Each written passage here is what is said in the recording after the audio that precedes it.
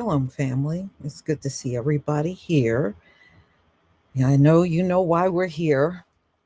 Okay, we have a former U.S. Navy veteran, young woman, only 26 years old, that went to MLK's childhood home. That's his childhood home up until the age of 12.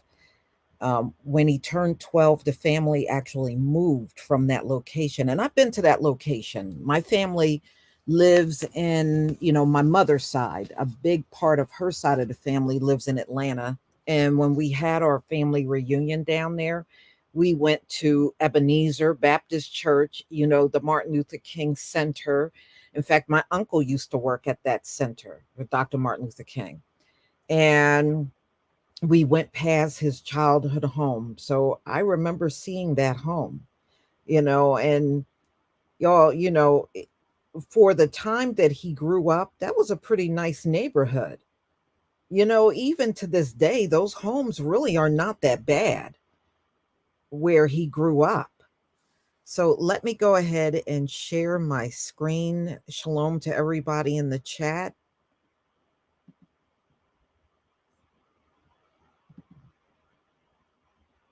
All right. Now I have a video of her being at the house, and of course, the people, when they realized what was going on, they stopped her.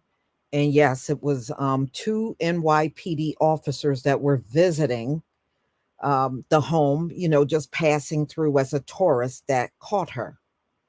So I'm going to go ahead and play this video, and then I'll be back with my commentary.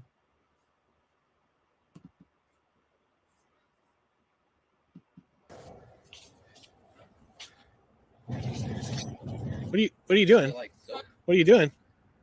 No, that's gasoline. Was it some type of direction? Or you just felt like this is what you needed to do? Okay, Cherokee War Chief, what on the earth does that have to do with an MLK? Same mentality, okay? And that's why he's putting you in a position in which you can still breathe. They're on their way. But you're nobody's trying to hurt you. We just want to make sure the house nothing happens to it. Are you comfortable, young lady? Okay, as long as you can breathe and you're comfortable, we're good. No, it's the police on their way. It's fine. Yeah. Oh, okay. I hear you clearly. It's fine. The police are on their way. Okay, so if it's a real emergency, like there's no emergency vehicles. Well, it seems like they didn't know the address. Here they come. Okay, I hear something. Here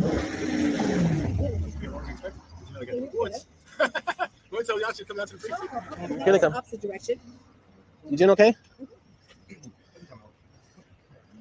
So me and him were looking at the house, just checking it out. We're not from here, and she came up behind us, had a gas can, and at first she just seemed like she was kind of doing her thing. Like I thought she was just watering the plants or something.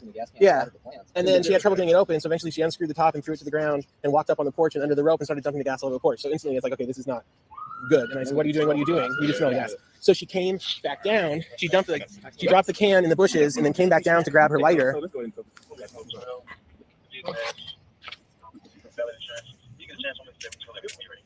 Hey man, you all right? Mm-hmm. Want to be checked out by Grady or something? What's going on today? You want to stand up for us? You all right? What's going on? You mean that? Hey, I can leave so far. Gosh, I'm just a mom. I'm sorry. This is her key. This is her car right here. Yes, and that's her car. You got the keys also? And this is the lighter that was on her? Right.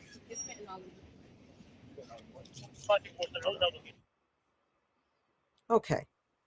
So, I don't know what was going through her mind, but if it was any other group, they would be screaming mental illness, right? So obviously something is definitely going on with her. But one thing I noticed, you notice how the black officer was concerned about her well-being? He was like, what's going on? He was asking her, did she want to go to Grady? Grady is the hospital there in Atlanta. In fact, my cousin, she is now in Alameda. I'm sorry, in San Leandro, but she used to work there. She worked there for many years as an RN at Grady. And I noticed he was concerned about her just in general. The other cop, who was non-melanated, he didn't ask one single question of her. So, yeah, I mean, something is going on. You don't wake up one day and do something like this. So, let's get into the information they were able to get on her. So, thumbs up to everybody. Please get the thumbs up on the live stream. I mean, too many occasions we see a lot of people show up and very few thumbs up on these live streams, and it should not be that way. All right. So, ladies and gentlemen, the sad part about this whole thing, let me see if I can stop sharing. Kind of stuck here. Okay. Let me see what's on the screen. Okay. That's what I hate. When I come on here, everything all of a sudden starts lagging, but when I'm putting this together, I get no lag, right? Go figure. Okay. So here is the information we have on her. She's 26 years old. We know she was attempting to burn down the childhood home of Dr. Martin Luther King, and she was in the Navy. So she is a Navy veteran. Her name is Laneisha Henderson. Laneisha Henderson. And she's actually from Florida, y'all. She's not from Georgia. She's from Florida. So, a female military veteran who tried to burn down Dr. Martin Luther King's childhood home, poured gasoline over the front porch, was identified. She's Laneisha Henderson, 26 years old. So, she went to, which is now labeled as a historic building, which is the home of Dr. Martin Luther King when he was a child, and tourists often go there to visit. So she is a decorated Navy veteran from Brandon, Florida. She has been charged with attempted arson and interfering with government property over the incident following her arrest on Thursday. So she was also trying to yank the screen off the front door of the property, which was built in 1895 and was MLK Jr.'s home until the age of 12. She was prevented from setting the Atlanta home ablaze by bystanders who saw her dousing the property windows in gasoline. So Henderson's Facebook page states that she is from Atlanta and lives in Tallahassee, Florida. Yeah, so she also went to school in Atlanta. She joined the Navy for 4 years and was given a Medal of Good Conduct, according to the Atlanta Journal-Constitution. Now, let me stop right there. Now, did you notice how mild manner her demeanor was? She was not violent. She was not struggling. She wasn't giving the people a hard time before the cops came. She was actually pretty mild. At least I noticed that about her. She wasn't cussing. She wasn't yelling. She wasn't calling anybody out of their name. She was just very calm. And even when the cops lifted her off the ground, like I said, it was the brother police officer that seems to be very concerned about her. And she just pretty much didn't say too much of nothing. Okay. So the passing tourists intervened once they saw Henderson try to ignite a lighter on the lawn, with two visiting officers from New York ultimately restrained her. All right. So an eyewitness, Zach Kemp 43, who was visiting the federal landmark. He was from Salt Lake City, and he was among those who stepped in. Kempf said the woman had a nervous energy about herself, adding, but she wasn't aggressive. No, she absolutely wasn't. That's the one thing I notice about her. She was not aggressive at all. All right. So, added, obviously, the house is so important that I am really glad nothing happened to it. But I feel like now I'm mostly just concerned for her well being. So am I. You know, I know it's crazy that somebody that's doing practically an arson, but just looking at her, you could tell something is definitely off here. You know, my question now is what happened to her? What is going on in her life where this is so out of character from what I'm understanding for her to act this way? So the woman is then said to have relented in her attempts to burn the home and started to walk away. The off duty officers restrained her, with another part of the video shared showing the woman with her knee on her back. All right. So the Atlanta police chief, he said it was the Good Samaritans that had helped save an important part of American history tonight. Shortly after her arrest, the woman's father and sisters arrived at the scene. They said they had been trying to track her down because they were worried about her and found her through a tracking app on her phone. Henderson's dad told WSB TV that she had been missing for 2 days and was mentally distressed. Exactly. I knew something had to be going on with her. Something had to be going on with her because, it is not, y'all think about it. Historically, Black women are not arsonists. That's not the crimes we commit. I'm not saying we don't commit crimes at all. I'm absolutely not trying to say that. But arson is not one of those things that you see Black women doing a lot of, even Black men. When Black men are out here committing crimes, you don't see a lot of arson from Black men either. That's just not our thing.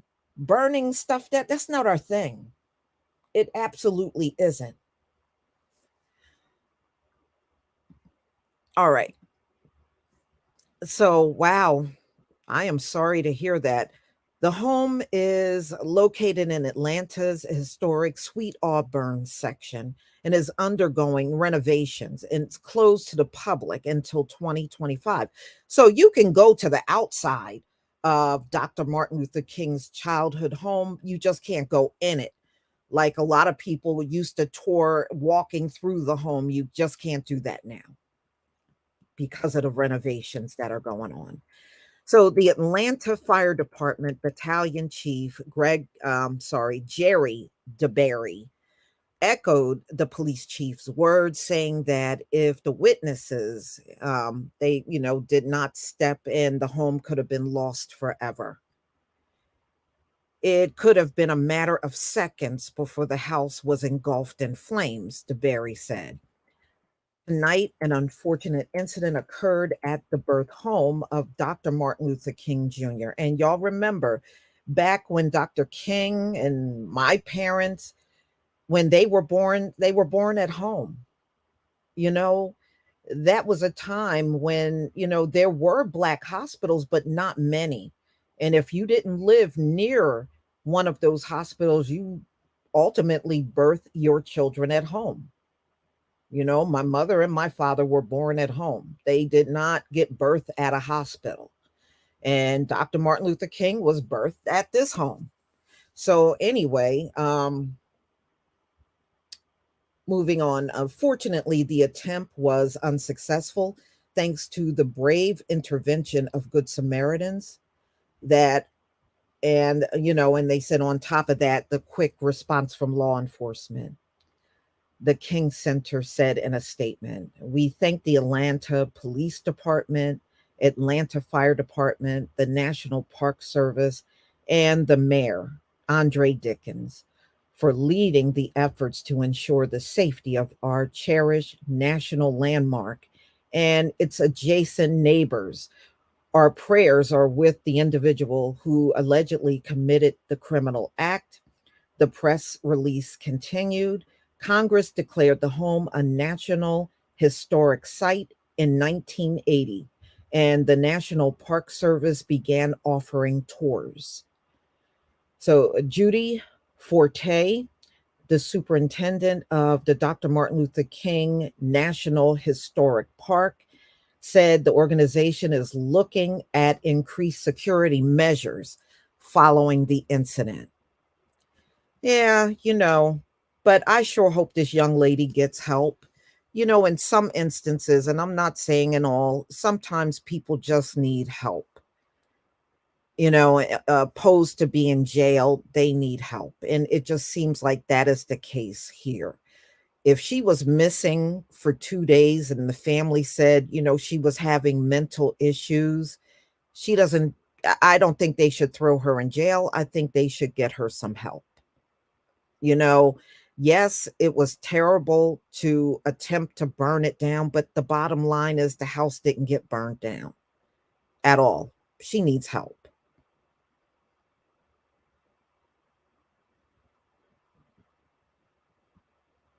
So, I think they did what they could for her. And, perhaps she will get the help that she needs. I know they're still probably going to charge her. But if she got a history, because it just seems like what the family said, with her being missing 2 days and they were concerned about her mental health, I think she more than likely got a history of it. She may actually have a documented history of mental health issues. Well, her last name is Henderson. And according to what it says, her family is from the South. So, I mean, she could be. I mean, a lot of our people, look, we live in this effed up system. Yeah, some of us are going to be mentally messed up. That's a fact. And we know how racist the military is. Boy, I heard stories all through the years about the racism, and some of our people are outright harassed up in the military. And some of y'all that been in the military know exactly what I'm saying. Well, the family said they live nearby, you know? It could be for a lot of reasons, but they said they live Ricky, what do you want? The family said they live nearby. So that being said, maybe it was the one place she could remember, especially famous and near where she lived. I don't know. I'm sure hopefully in the next coming days there'll be more details about her. I hope so that we can learn more about her background of mental health and find out what went wrong. Something had to go wrong, you know? Hold on one second, y'all.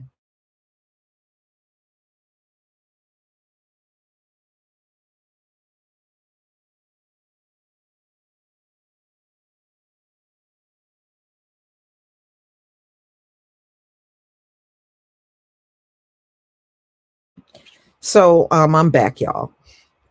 This is a bizarre story. It is not like we hear these things all the time. We definitely don't, especially our people involved in arson. Like I said, I have been doing these stories along with other YouTube creator, and over the years, I have not heard many of our people involved in any kind of arson or even attempted arson. That's why this one is very unusual. My life totally. You want to hear something funny? Y'all remember the military? They let a whole bunch of people go back in 2021 because they refused to get that jab, right? Y'all remember that. Do you know they're trying to contact all of those people to get them back to active duty again? They're trying to contact everybody they let go, and they're trying to get them to come back. I mean, if that's not the craziest thing, I mean, that should have been optional and not mandatory, in my opinion. But yeah, that's what they're doing now. People are getting letters in the mail saying the military want them to come back. You know why? Because recruiting is in the toilet in this country. They can't get anybody to join their military. Y'all know that. They can't.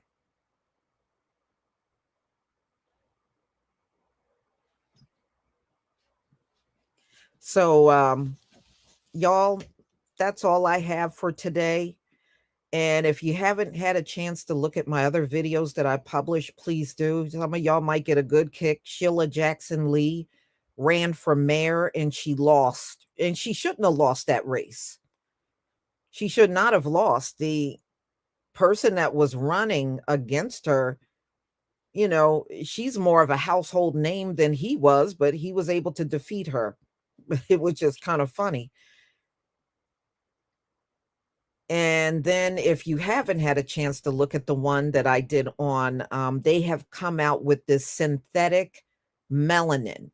They call it super melanin, and it's supposed to act like natural melanin on the skin.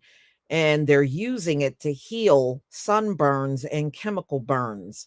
So if you haven't had a chance to see that video, please get over there and watch that, as well as other videos that I published. So stay tuned, y'all. I'll have more coming out, and we'll definitely come together again for another topic. Shalom, family.